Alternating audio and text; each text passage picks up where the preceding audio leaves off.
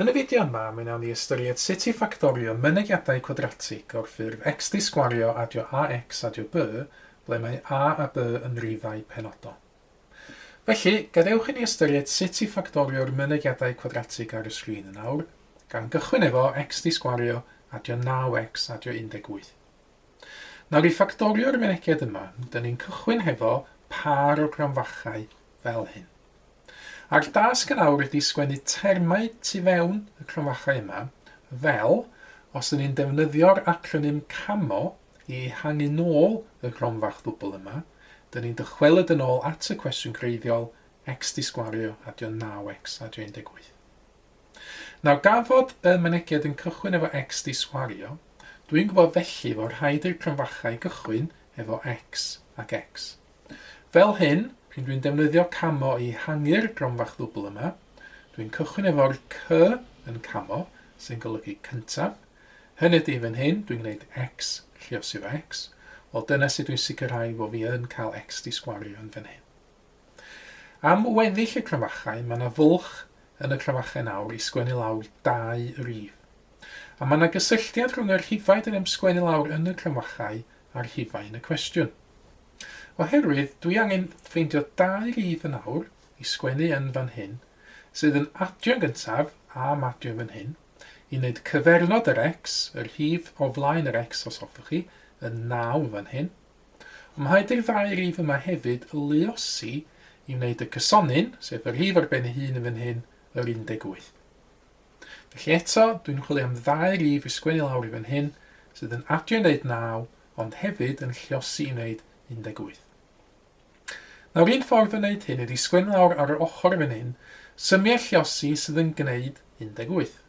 Nawr os dwi'n defnyddio'r rhifau cyfan, y ffordd o wneud 18 ydy 1 lluosi 18, 2 lluosi efo 9, neu 3 lluosi hefo 6.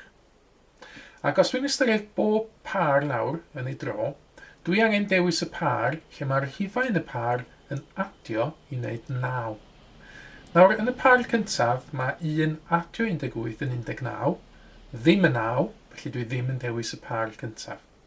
Yr un yn y canol, mae 2 adio 9 yn 11, nid 9, a felly dwi ddim yn defnyddio'r un yn y canol.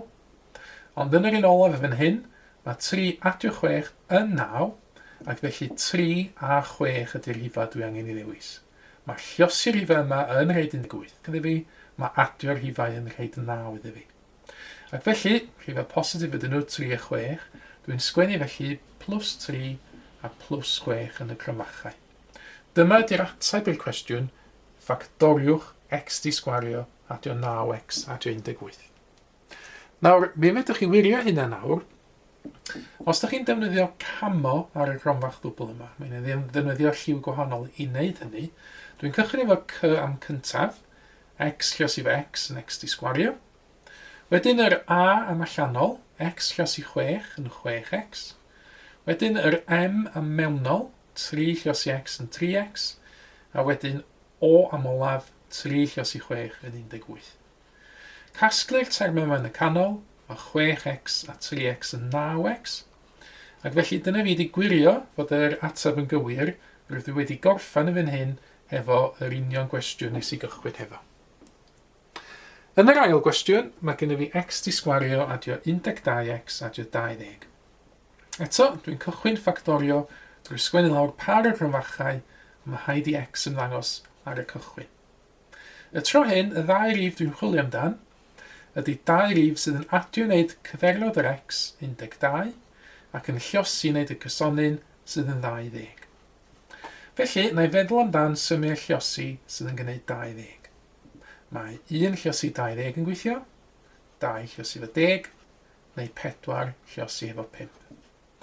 Pa un o'r parau yma, sydd efo'r rhifau sydd yn adio wneud 12, wel, dyn ni'n gofyn ar y par yn y canol sydd yn gweithio fan hyn, mae 2 adio 10 yn 12.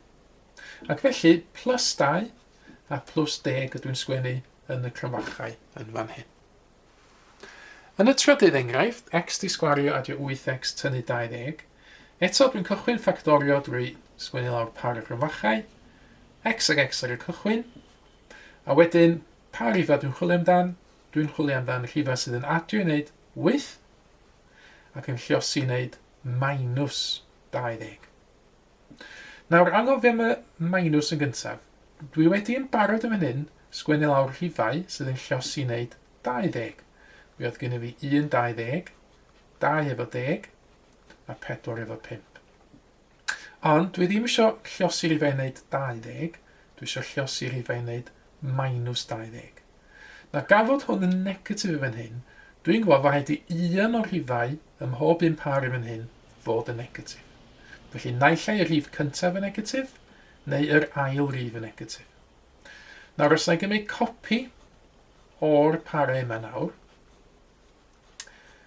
fydde sicrhau fan hyn fod fi'n cael pob cyfuniad sydd yn lluosi wneud minus 20, os fel dwi'n deud, fod fi'n cael y rhestr yma ac yn dewis y rhif cyntaf i fod yn negatif, neu yn yr un rhestr fod fi'n dewis yr ail rhif i fod yn negatif. Mae pob un swm yn fan hyn yn lluosi wneud minus 20. A wedyn dwi angen, fel dwi wedi gwneud gynt, ystyried y par yma yn ei tro, a dewis y par lle mae'r ddau rhif yn adio wneud, fel yn targen i fan hyn ydi 8. Mae minus 1 adio 20 yn 19, nid 8. Mae 1 adio minus 20, rhyw fath ag 1 tynnu 20, sydd yn minus 19, eto nid 8. Ond mae'r trydydd par yn gweithio fan hyn. Mae minus 2 adio 10 yn 8, ac felly'r rhifau dwi angen ddewis reid yn y crymachan fan hyn yw minus 2 a plus 10. Dyna sydd dwi'n ffactorio x di sgwario adio 8x tynnu 20. Un enghraifft arall, x di sgwario tynnu 9x adio 20. Eto, mae'r techneg cychwyn i ffwrdd union yr un fath, par o'r crymachau, x ag x, ac ystyried fod fi angen 2 rhif yn awr sydd yn adio tro hyn i reid minus 9, ond yn lluosi wneud 20. Eto, dwi'n gyfarwydd yn awr efo par rhifau sy'n lluosi wneud 20. Mae gen i fi 1 lluosi efo 20, 2 lluosi efo 10, a 4 lluosi efo 5. Ond y trafferth tro hyn ydy, fod rhaid fi adio'r ddau rhif yma i gael minus 9. Nawr, gafodd y rhifau yma'n positif ar un o bryd, fydd adio nhw yn sicr ddim yr rhif negatif iddi fi. Ac felly yn fan hyn, be dwi angen gofio ydy, mi fyddai gael y 20 hefyd, nid yn unig drwy luosi 2 rhif positif fel yn hyn, ond drwy luosi 2 rhif negatif. Felly, drwy newid y rhifau yma i gyd i fod yn negatif, dwi yn cael swm yn fan hyn lle mae yna negatif, lluosi negatif, mae hynny'n rhoi atab positif, sef y 20 fan hyn eto, ond gan fod gen i fi rhif yn negatif yn fan hyn yn awr, mi fedrai adio hein yn awr a gorffan efo rhif negatif. Dyna dwi angen yn y cwestiwn yma. Cael 2 rhif sydd yn adio i gael rhywbeth negatif, ond yn lluosi yn rhywbeth positif. Os dwi'n trio adio hein yn ei tro, minus 1 adio minus 20, ond hyn ar ei fath yn minus 1 tynnu 20, sydd yn minus 21, nid minus 9. Mae minus 2 adio minus 10, rhyw fath yn minus 2 tynnu 10, sydd yn minus 12, felly di hwnna ddim yn gweithio chwaith. Ond mae minus 4 adio minus 5, rhyw fath yn minus 4 tynnu 5, sydd yn minus 9. Ac felly yr rhifau reid yn y crymachau tro hyn yw minus 4 a minus 5. Dyna fi wedi llwyddo i ffactorio x di sgwario tynnu 9x adio 20. Rhowch chi gynnig arni hi nawr. Dyma chi ychydig o fynegiadau cwadratig i chi ffactorio. Unwaith ydych chi wedi gwneud cynnig arni hi eich hun, gewch chi gymharu'ch atebion wedyn yn erbyn yr atebion cywir sydd yn nawr yn cael ei dangos ar y sgrin. Mae mwy o fideos adolygu ar gael ar ein sianel YouTube Adolygu Mathemateg. Am y newyddion diweddaraf neu holi cwestiwn, dilynwch ein cyfrif trydar @mathemateg. Neu ewch i'n gwefan www.mathemateg.com am fwy o adnoddau adolygu.